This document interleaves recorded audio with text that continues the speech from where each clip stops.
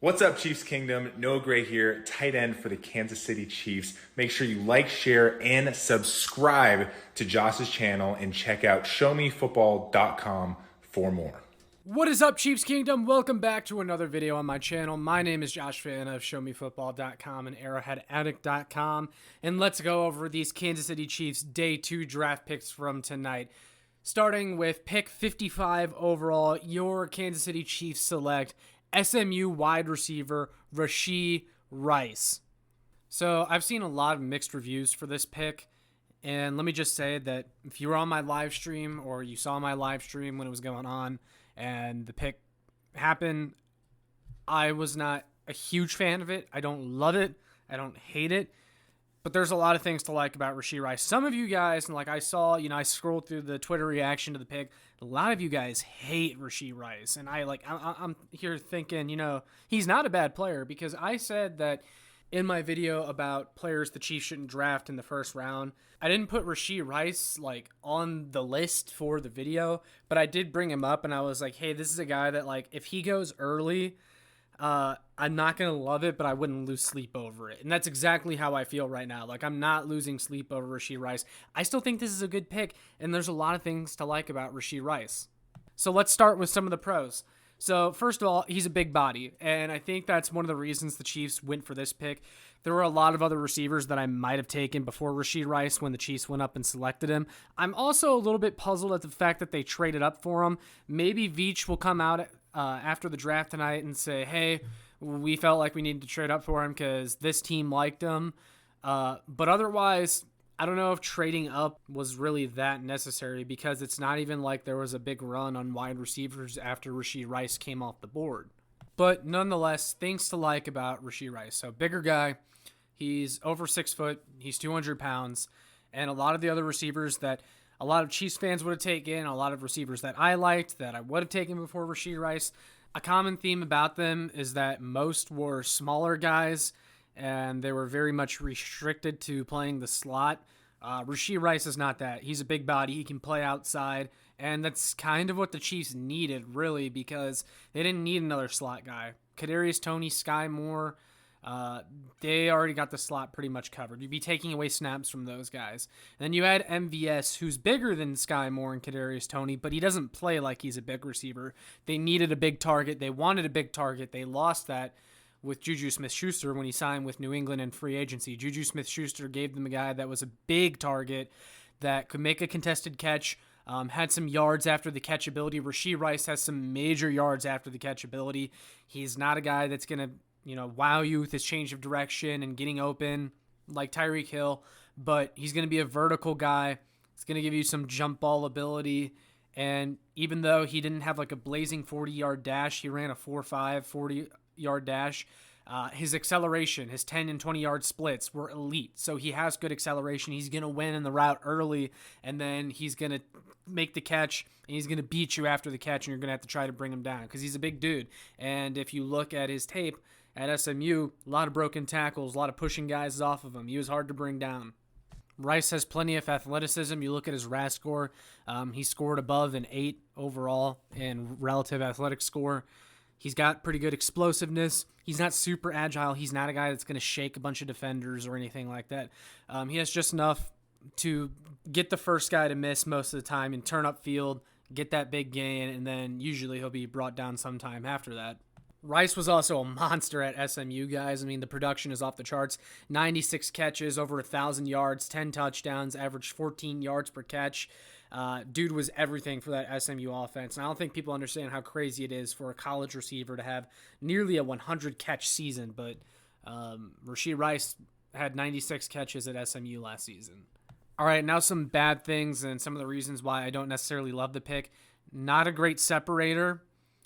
You look at his film against some of the better competition that he played against, and he didn't show up as well. Against Cincinnati, 3 drops and a fumble. That was one of their bigger games, and he just did not show up in that. Drops are an issue with him in general. You got to watch out with him sometimes. He just has a lot of drops of easy passes, and hopefully they can get that cleaned up, because he does have good ball skills and he has big hands that should be reliable. But sometimes he just has issues catching the ball. There's a little bit of a concern that his game won't translate to the NFL level just because, again, you go and look at his film against better competition, and he just wasn't as good. So hopefully there's maybe some untapped potential that the Chiefs can get into there and make him a better pro receiver than he even was a college receiver. But it was reported that Patrick Mahomes threw to Rashee Rice down in Texas when he was training with all those wide receivers. We didn't really hear about Rashee Rice, but Mahomes told Brett Veach and company, go and get him. I like this guy. Rashee Rice was Mahomes' favorite receiver. Now, I know what a lot of people are thinking. This is the guy who said we should draft Clyde Edwards-Helaire too. And look, I think that story was a little overblown to begin with. I don't think that's really what happened. It wasn't that simple. But also, I think Mahomes knows receivers much better than he does running backs because at the end of the day, he's throwing to these guys, and he liked Rashee Rice the most. He's a big target again. I think the Chiefs, I don't love the player. I don't love the pick, but I can see, and the biggest reason why I think I'm going to be sold on it at the end of the day is because I see the vision, and I think I see the Chiefs playing here. They wanted their own version of T. Higgins, that kind of guy. Bigger, big play guy. You can just toss it up to him and he can come down with it on any given play. He gives you a dimension that you don't have with your other receivers. He's a big body, can maybe take some pressure off Kelsey. And again, the yak potential here is really good with Rashee Rice. So I really like this. He's also got a really good attitude. He played basically all of the 2022 season with turf toe, which is extremely tough, but he had the mentality to play through it. So I really appreciate that about him. But yeah, some questions about the Rashee Rice pick. Again, a lot of you guys seem to hate it. I don't hate it, but I also don't love it. But I would love to hear from you guys. What do you think of Rashee Rice? Do you agree, disagree with me? What do you think of the pick? Let me know down in the comments. And then the next pick of the night at 92nd overall, another trade up. The Kansas City Chiefs select offensive tackle from Oklahoma, Wanya Morris.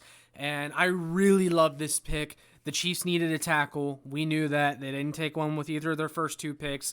The value was lining up pretty good with this Chiefs third-round pick because Jalen Duncan was still on the board. Wanya Morris was on the board. DeJuan Jones is on the board. I don't like DeJuan Jones. I don't think he's a fit for the Chiefs, but when you're getting this late into the draft, a guy like DeJuan Jones taking a flyer on him, if you think he's talented, but maybe not necessarily a fit, you could take a shot on a guy like that.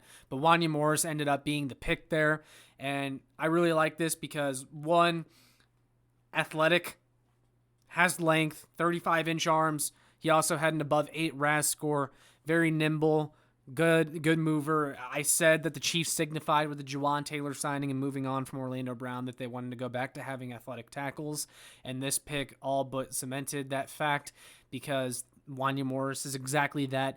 And I really like Wanya Morris as well because I think there's a lot of untapped potential here with him too. He started out at Tennessee, the University of Tennessee, was teammates with Trey Smith and played with him, all right? And he ended up transferring to Oklahoma.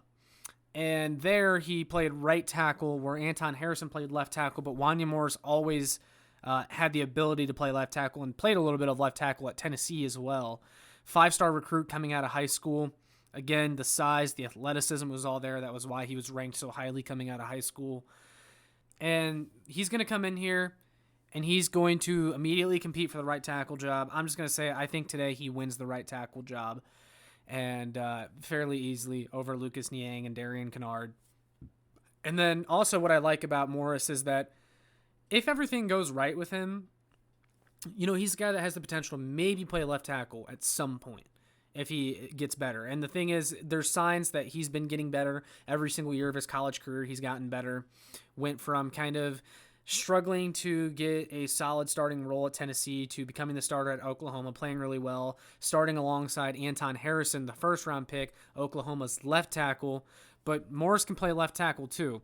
I think that in the future, there's a possibility where him and Juwan Taylor become interchangeable, and just depending on how the Chiefs feel about them and where things are at, you could just put Juwan Taylor at right, Wanya Morris can go to left, or they could both stay at their respective positions, left tackle and right tackle. But there's a lot of things you can do with Morris because he can also play the interior as well. He's versatile. Does that sound like an Andy Reid offensive lineman versatility? So yeah, I like this pick a lot. I think there's a high ceiling. I think Andy Heck, the offensive line coach, once he gets his hands on him, is going to mold him into what the Chiefs want very quickly. If you guys remember Trey Smith, when the Chiefs drafted him in the 6th round a few years ago, we knew the talent was there. There were some concerns about his medicals, but not many people really saw him exploding onto the scene as a rookie and playing at the Pro Bowl level that he did, but a lot of that can be credited to offensive line coach Andy Heck. And I think he can absolutely get Wanya Morris to a point where he wins the starting right tackle job by the start of the season, and he plays really well for a rookie. So I really like that pick. I like both of these picks overall, and the most important thing is that in the first 3 rounds of the 2023 NFL Draft, the Kansas City Chiefs marked off their 3 biggest needs: offensive tackle, wide receiver, edge. All those needs are filled. Now the Chiefs can basically do whatever the hell they want on day 3, and day 3 of the draft is where Brett Veach thrives, and the Chiefs have plenty of ammo for tomorrow. So this has been an exciting draft so far, and I think it's only going to get better. But I want to hear from you guys. What do you think of tonight's picks, both Rashee Rice and Wanya Morris, and what are you wanting to see throughout the rest of the draft? Let me know down in the comments. But with all that being said, make sure you like, share, and subscribe so more Chiefs fans can find this. And make sure you check out my work on showmefootball.com and arrowheadaddict.com. And I will see you all in the next one. Go Chiefs!